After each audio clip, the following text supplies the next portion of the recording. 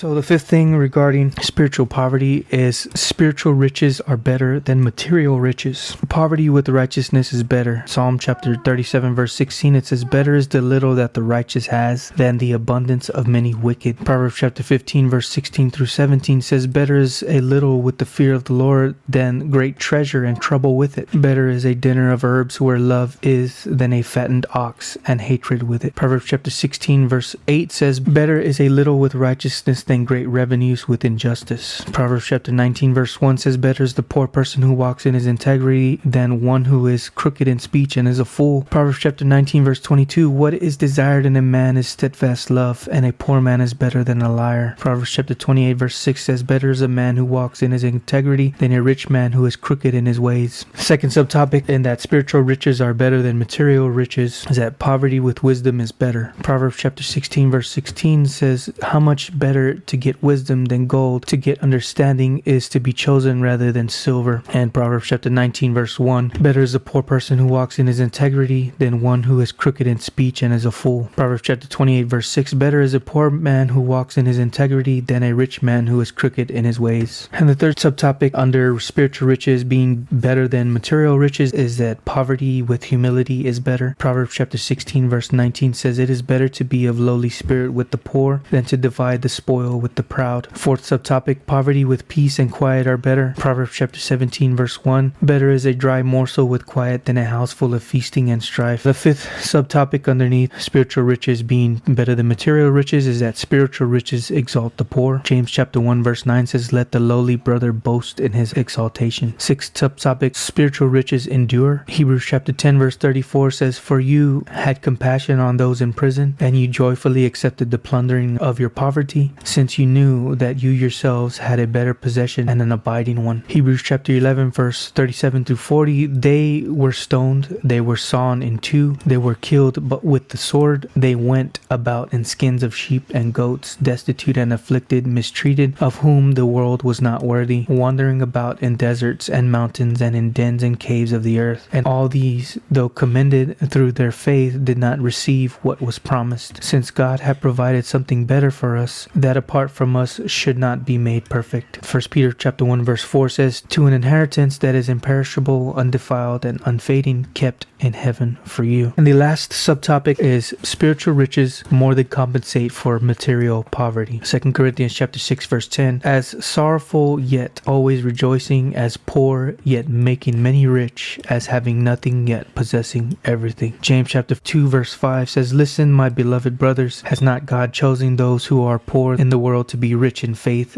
and heirs of the kingdom, which he has promised to those who love him? Revelation chapter 2 verse 9, I know your tribulation and your poverty, but you are rich, and the slander of those who say that you are Jews and are not, but are a synagogue of Satan. Whoa.